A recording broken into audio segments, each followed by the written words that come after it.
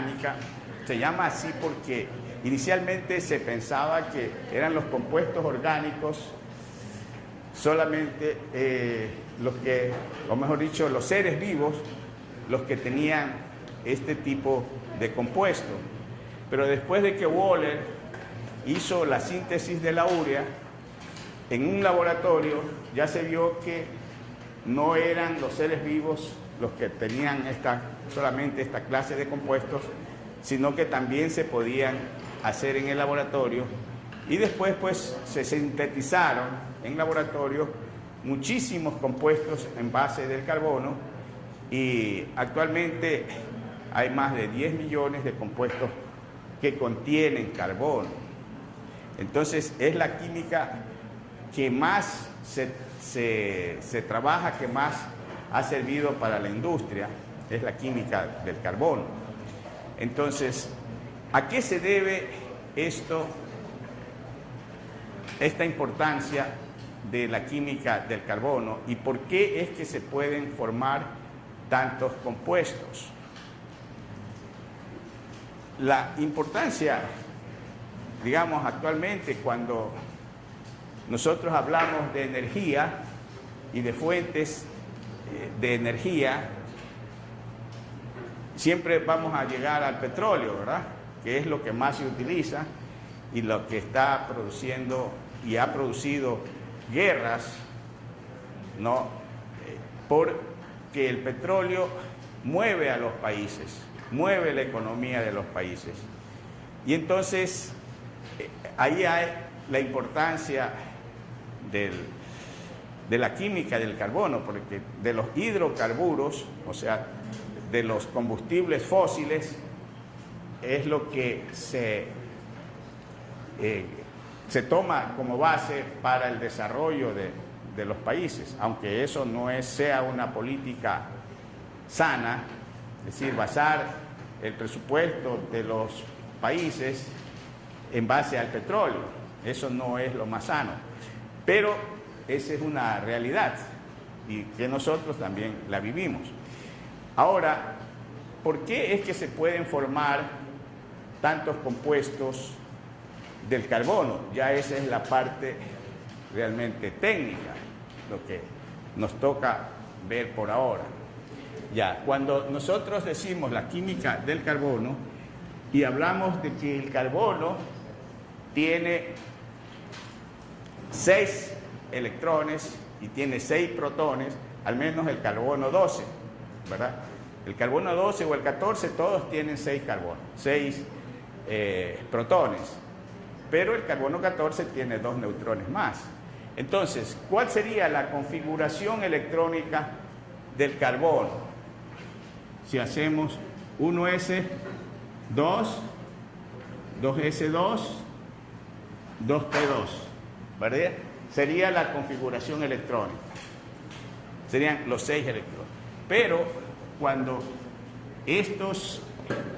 aquí nosotros tenemos en los electrones P, tenemos que hay PX, PY y PZ, ¿verdad? Entonces, cuando hay esta configuración así y los niveles energéticos S y P están cerca, se completa este nivel y sería 2PX sería 1, 2PY1 y 2PZ 1, ¿verdad?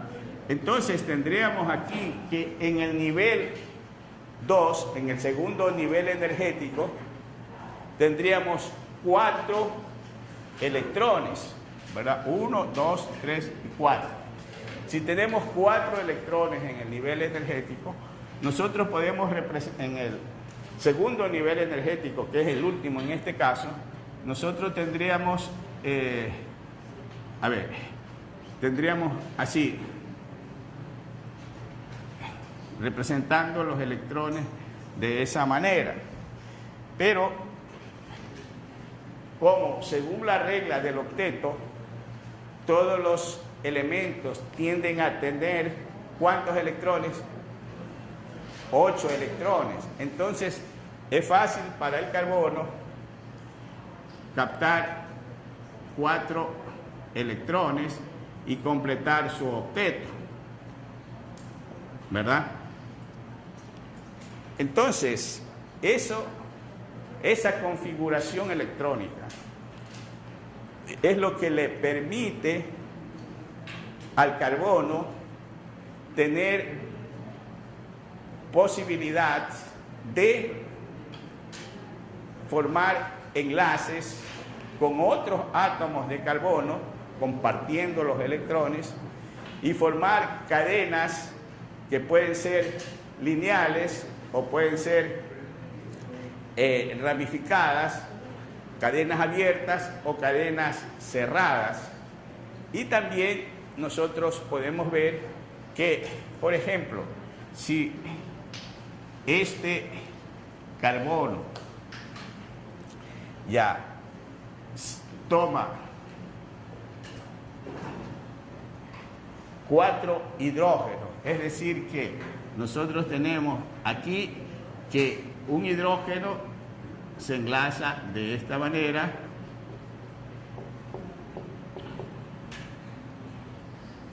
CH4, ¿verdad? Y aquí estaría compartiendo, cada átomo de carbono puede compartir 4 electrones, y entonces aquí comparte con el hidrógeno, acá con otro hidrógeno puede tener 4 posibilidades de captar o de compartir 4 electrones. Ahora, aquí ya tenemos un compuesto, pero yo puedo sustituir, ya, vamos a suponer,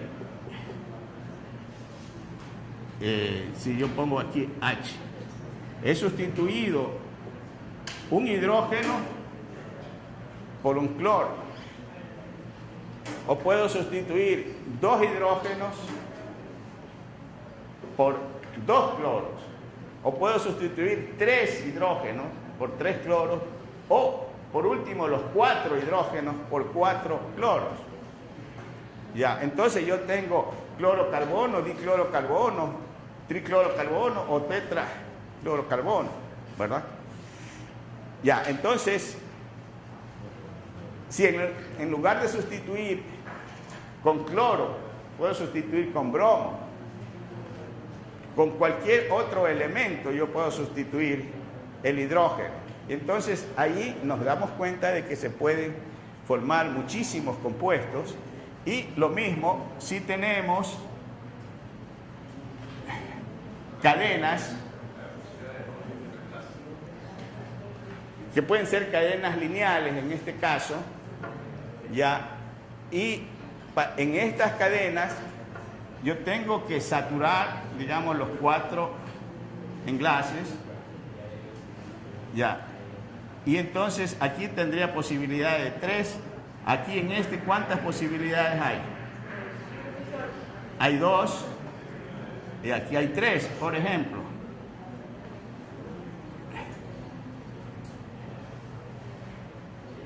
¿Sí ven? Entonces tenemos muchas posibilidades de formar compuestos. Entonces, nosotros tenemos aquí estas posibilidades de formar muchos compuestos. Cuando estamos formando cadenas con un solo enlace entre carbonos, son los hidrocarburos saturados. Cuando se forman cadenas con doble enlace, ya no son saturados.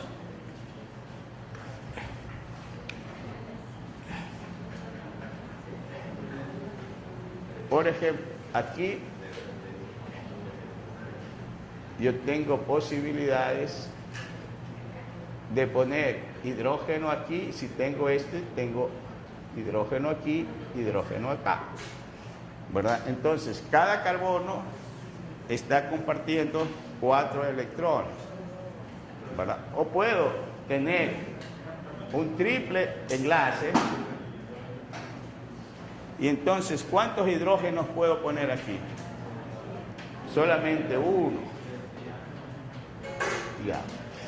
Entonces, cuando nosotros tenemos la posibilidad de tener los 4 enlaces con hidrógeno, decimos son los hidrocarburos saturados, o que se llaman alcanos. Esto es lo que vamos a ver. Alcanos. Cuando tenemos por lo menos un doble enlace, son los alquenos. Y cuando tenemos un triple enlace, son los alquinos. Ya. Entonces, hay muchísimas posibilidades de formar cadenas con un enlace, con 2 enlaces o con 3 enlaces, hablando de los hidrocarburos que son de cadena abierta. También hay los hidrocarburos aromáticos, pero por ahora no vamos a ver esto.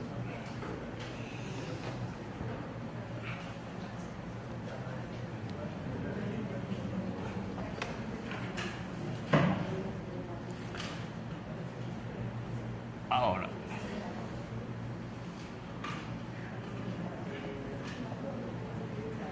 si nosotros tenemos los compuestos de los alcanos, alquenos y alquinos, y aquí si ponemos el número de carbonos, ya, estos responden a la fórmula CN H2N más 2.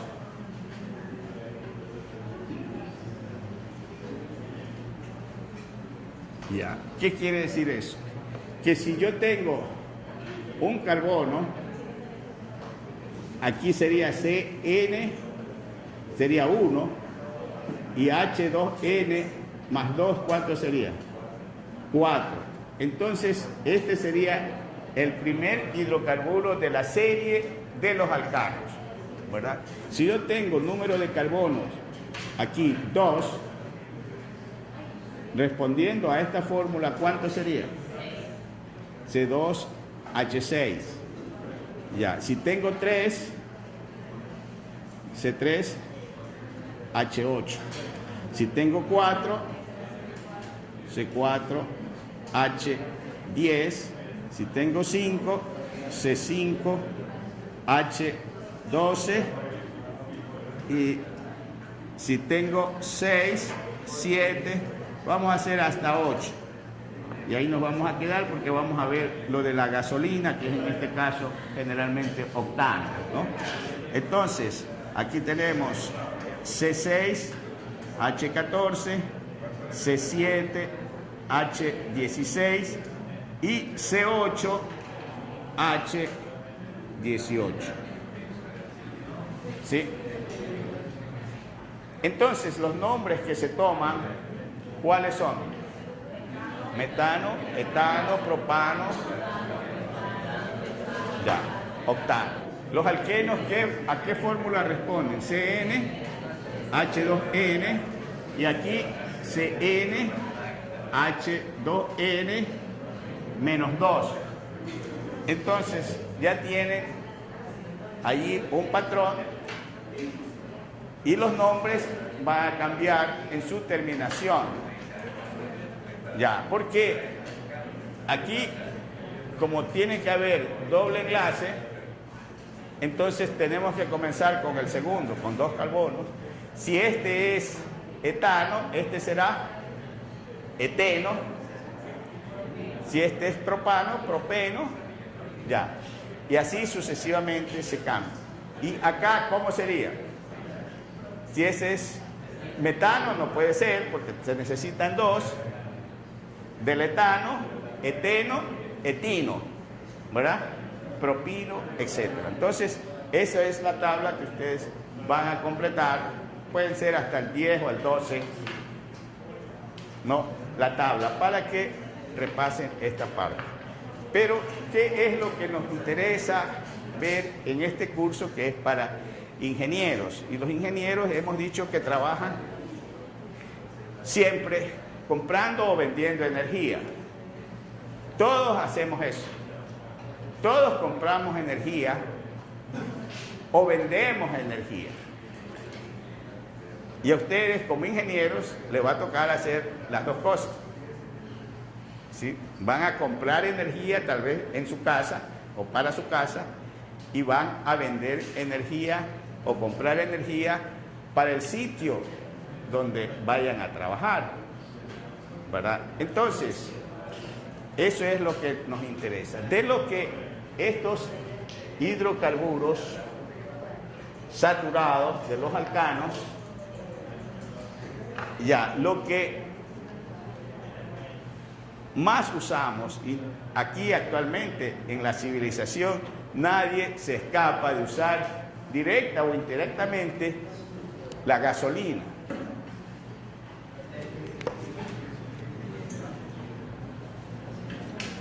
Ya. ¿Y qué es la gasolina? Vamos a ver.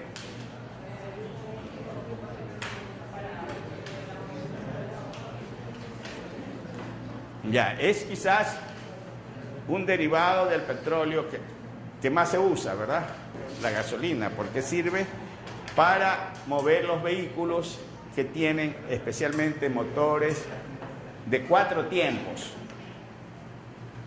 Sí, ¿qué es un motor de 4 tiempos? Son los que usamos todos los días en los vehículos. ¿Sí? En un motor de 4 tiempos hay una fase de admisión que los motores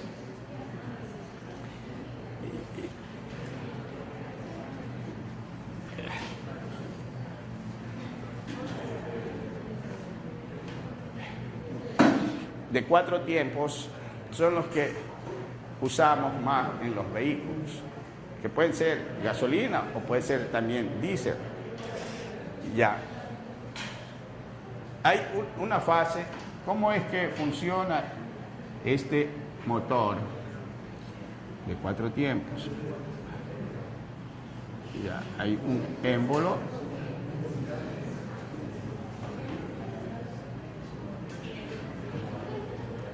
Ya, y entonces hay una entrada del combustible. Ya. Y luego esto se mueve, este pistón que está con la excéntrica, la biela, no la que se toma, señora.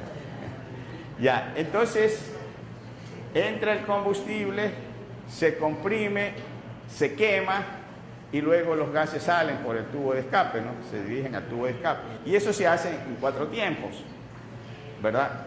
Entonces, esta gasolina, nosotros la compramos y pagamos, ¿por qué? Por el octanaje. ¿Sí? Ustedes ven en las gasolineras que hay gasolinas de 92 octanos y hay gasolinas de 86 octanos, de 84, eso depende. Entonces, la gasolina tiene un precio por su octanaje. ¿Y qué quiere decir eso de octanaje o índice de octano? Ese índice de octano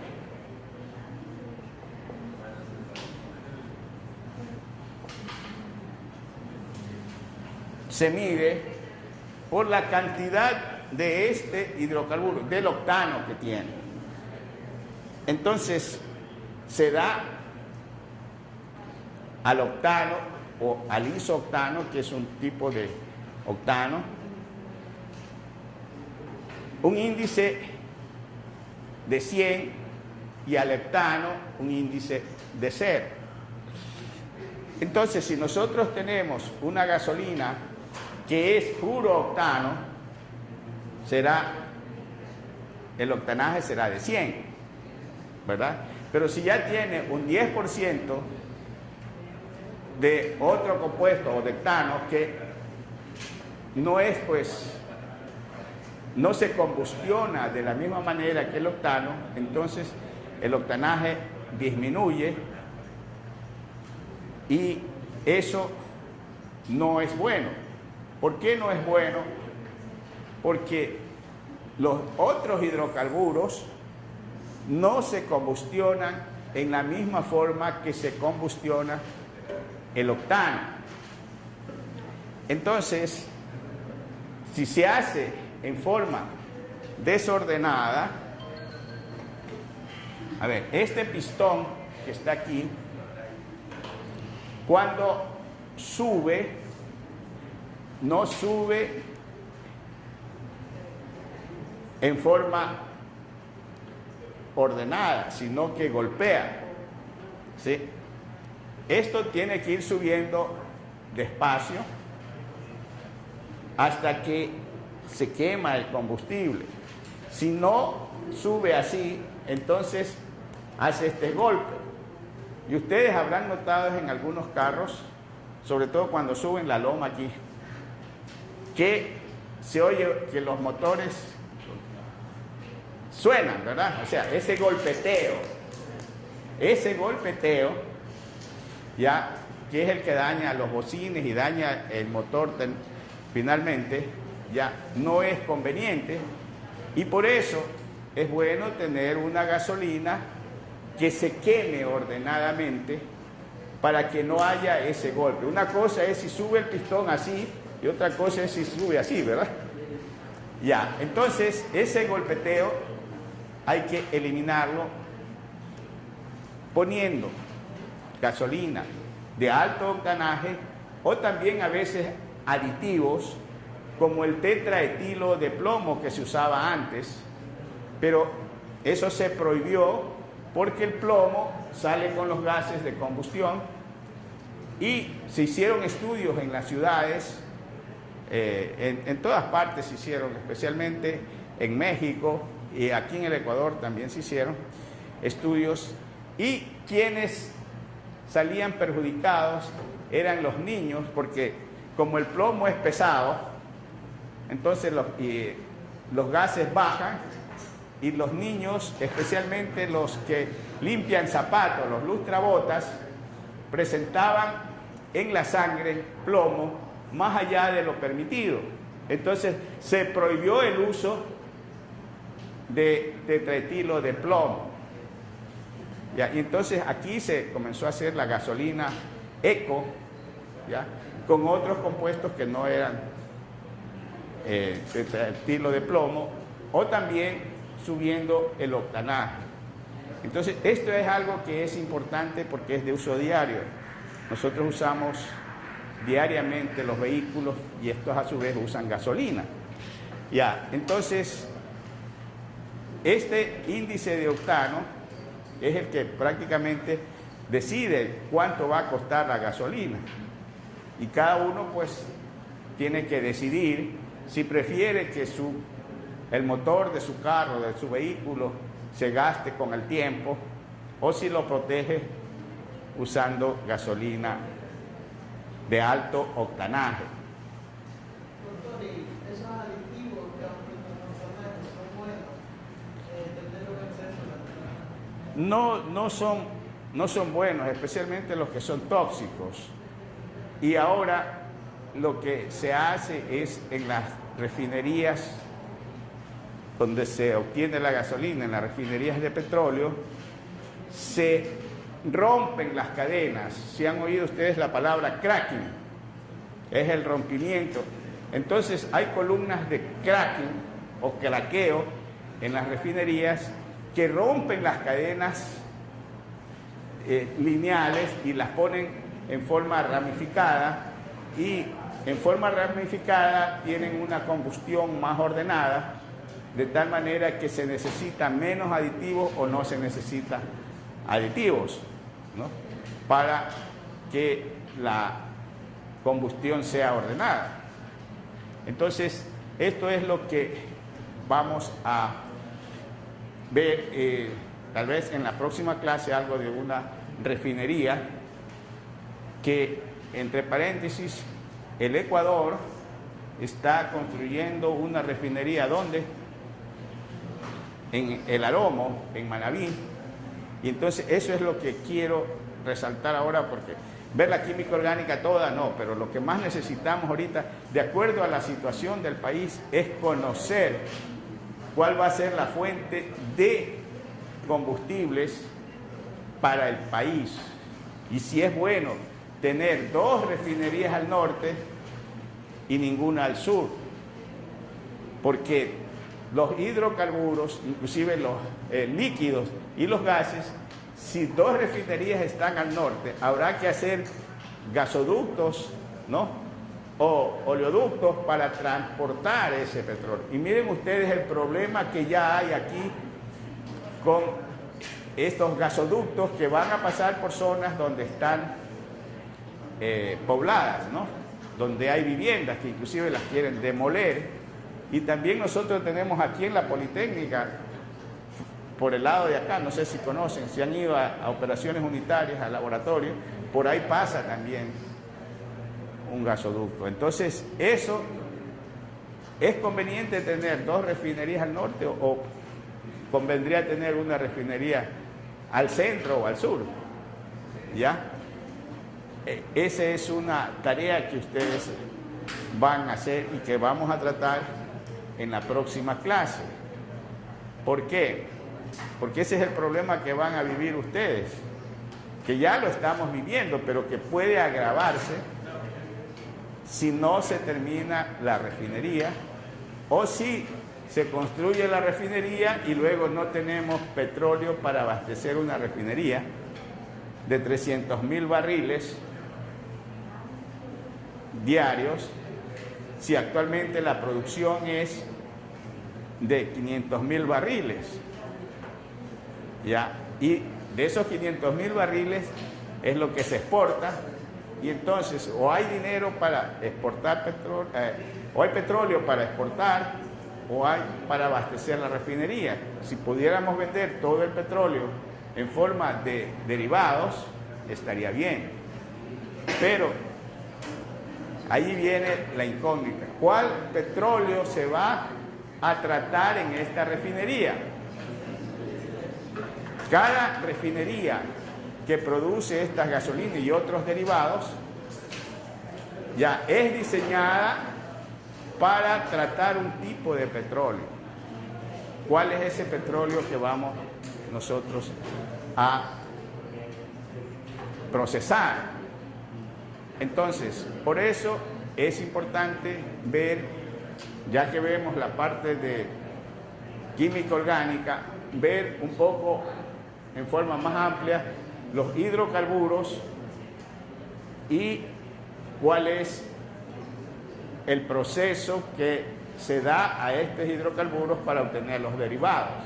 E inclusive, como les digo, pensar un poco, ya está diseñado, mejor dicho, ya está escogido el sitio donde se va a instalar una refinería y luego pues habrá que transportarlo, ¿verdad? Había una posibilidad de tener con el gas del Golfo, entrar a fabricar urea, porque nosotros tenemos azufre, ¿no? Y se pueden fabricar algunos compuestos a partir del gas, lo cual sería pues conveniente porque también se ha importado en grandes cantidades fertilizantes. Entonces, si hubiera esa posibilidad, también quiero que ustedes vean, sobre todo a los ingenieros químicos, que vean esa posibilidad de tener otras opciones con el petróleo, no solamente de exportarlo como petróleo, sino de exportar derivados, combustibles y también productos petroquímicos. A los alcanos, porque esto tiene que ver con los combustibles y ya vimos que el mundo atraviesa una crisis energética y que si nos dedicamos a ver energías renovables, es porque esta función, o mejor dicho, esta serie de hidrocarburos que son utilizados como combustibles fósiles, digamos, en gran parte, ya han llegado a su límite, digamos, de tolerancia dentro del contexto ambiental. Entonces, hay muchos tratados, especialmente el de Kioto, que pedía que se reduzca esta cantidad de emisiones y no se ha conseguido todo lo que se había propuesto. Entonces, eso con relación a este tipo de hidrocarburos. Después vamos a ver muy brevemente las funciones orgánicas, ¿no? Es decir, alcohol, aldehído, ácido, pero muy brevemente. Y luego vamos a tratar el asunto de las refinerías, que está ligado con este tema de acá y que es un problema para el país que no se lo está, a mi manera de ver, tratando debidamente, ¿no? A nivel de país, a nivel de, yo diría también de profesionales, porque ha bajado el interés que antes había en las refinerías y estamos ya llegando a un punto crítico en este tema. Entonces, vamos a ver primero estas funciones orgánicas, como les digo, brevemente, ¿no? De los alcanos ya tratamos en la clase anterior y tenían como tarea, ¿no?, llenar una tabla donde estuvieran los compuestos de los alcanos, los alquenos y los alquinos, ¿ya? Ahora vamos a ver la parte que corresponde a las funciones orgánicas, muy brevemente, como digo, sobre los alcoholes, los grupos funcionales. O sea, aquí lo podemos poner grupos funcionales.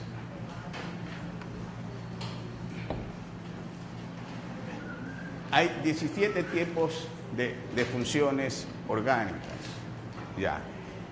Entonces, lo que vamos a ver más son el grupo de los alcoholes, ¿no?, y el grupo de los ácidos y aldehídos. Bueno, entonces, pero aquí tenemos los distintos grupos funcionales, que son, esto se refiere ya no a cadenas lineales, sino a cadenas cerradas o cíclicas. Ya, a ver, veamos la otra.